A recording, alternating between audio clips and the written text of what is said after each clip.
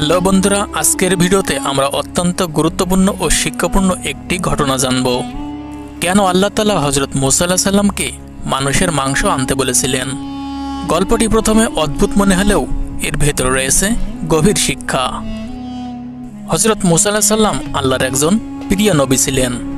তিনি তুর পাহাড়ে গিয়ে সরাসরি আল্লাহর সঙ্গে কথাও বলতেন। একদিন তিনি তুর পাহাড়ের পথে যাচ্ছিলেন। তখন এক মহিলা দৌড়ে এসে বললেন, হে মূসা আলাইহিস সালাম, আপনি তো আল্লাহর সঙ্গে কথা বলতে যাচ্ছেন। আমি নিঃসন্তান। আল্লাহকে জিজ্ঞাসা করবেন কি কবে তিনি আমাকে সন্তান দান করবেন। হযরত মূসা আলাইহিস সালাম বললেন, ঠিক আছে, আমি তোমার এই কথা নিশ্চয় জিজ্ঞাসা করব। হযরত মূসা আলাইহিস সালাম তার কথা স্মরণে রাখলেন। যখন তিনি তুর পাহাড়ে পৌঁছে আল্লাহর সঙ্গে কথা বললেন, তখন মহিলার প্রশ্নটিও তুলে ধরলেন। আল্লাহ তাআলা বললেন, হে মূসা, ওই মহিলাকে গিয়ে বলবে তার ভাগ্যে কোনো সন্তান নেই। হযরত মূসা আলাইহিস সালাম ফিরে এসে মহিলাকে বললেন যে আল্লাহ তাআলা বলেছেন তোমার ভাগ্যে কোনো সন্তান নেই। এ কথা শুনে মহিলা কান্নায় ভেঙে পড়লেন, কারণ তার আর কোনো উপায়ও ছিল না, যেহেতু আল্লাহ তাআলা নিজে বলেছেন তার ভাগ্যে কোনো সন্তান নেই। কিছুদিন পর এক ফকির ওই মহিলার ঘরের সামনে এসে জোরে জোরে বলতে লাগলো, আমি খুব ক্ষুধার্ত, আমাকে কিছু রুটি দাও। চিৎকার শুনে মহিলা ঘর থেকে বাইরে এলেন। ফকিরকে দেখে মহিলার খুব মায়া হলো। মহিলা ঘরের ভিতরে গেলেন এবং রুটি নিয়ে এলেন। মহিলা যখন ফকিরকে রুটি দিতে গেল, তখন ওই ফকির বলল, তুমি যতগুলো রুটি আমাকে দেবে আল্লাহ তাআলা তোমাকে ততগুলো সন্তান দান করবেন। এ কথা শুনে মহিলা ফকিরটিকে 4টি রুটি দিল। ফকির খুশি হলেন এবং মহিলার জন্য দোয়া করে চলে গেলেন। কয়েক বছরের মধ্যেই সেই মহিলার 4টি সন্তান হলো। সে আনন্দে ভরে উঠল।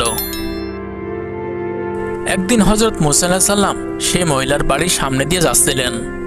মহিলা মূসা আলাইহিস সালামকে ডেকে বললেন, হে আল্লাহর নবী, আপনি তো বলেছিলেন আমার ভাগ্যে কোনো সন্তান নেই, কিন্তু দেখুন আল্লাহ তাআলা আমাকে 4টি সন্তান দিয়েছেন।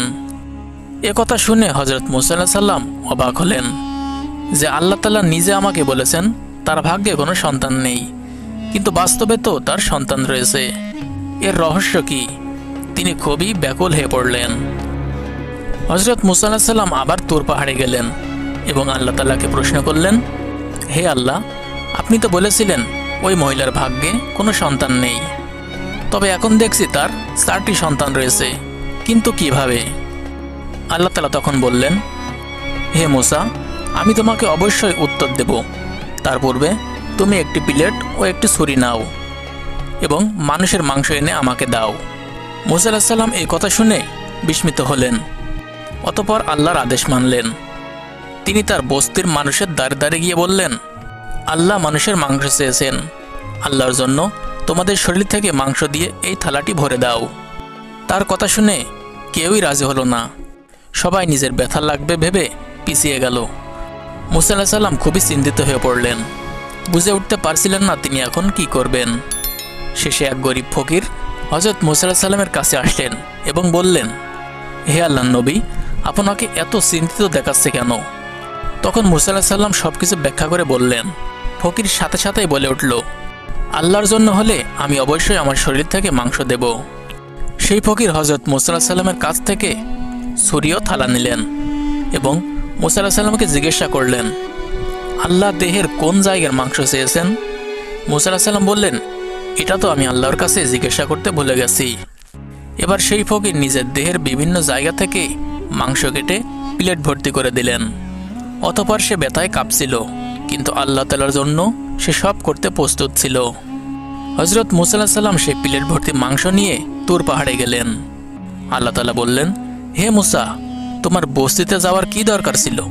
তুমি নিজেও তো মানুষ, তুমিও তো তোমার দেহ থেকে মাংস দিতে পারতে, কিন্তু তুমি পারোনি, আর তোমার বস্তির লোকেরাও পারেনি, কিন্তু ওই ফকির পারল। সে আমাকে সন্তুষ্ট করতে নিজের দেহ উৎসর্গ করল। তারপর আল্লাহ বললেন, ওই ফকির মহিলাকে সন্তান হওয়ার জন্য দোয়া করেছিল, আর আমি তার নিঃস্বার্থ দোয়া কবুল করে নিয়েছি, আর সেই মহিলার ভাগ্য পরিবর্তন করে দিয়েছি। আল্লাহর পথে যে সত্যিকারের ত্যাগ করে তার দোয়ার মূল্য আল্লাহ নিজ হাতে বাড়িয়ে দেন।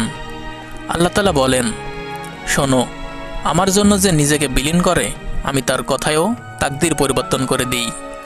বন্ধুরা, এই গল্প আমাদের শেখায় দোয়া, ত্যাগ এবং আল্লাহর প্রতি সত্যিকারের প্রেম মানুষের ভাগ্যকেও বদলে দিতে পারে। হে আল্লাহ, আপনার প্রিয় হাবিবের ওসিলায় আমাদের ভাগ্য সুন্দর করে দিন, আমাদের সব দুঃখ দূর করুন, আর আমাদের জাহান্নামের আযাব থেকে রক্ষা করুন। আমিন।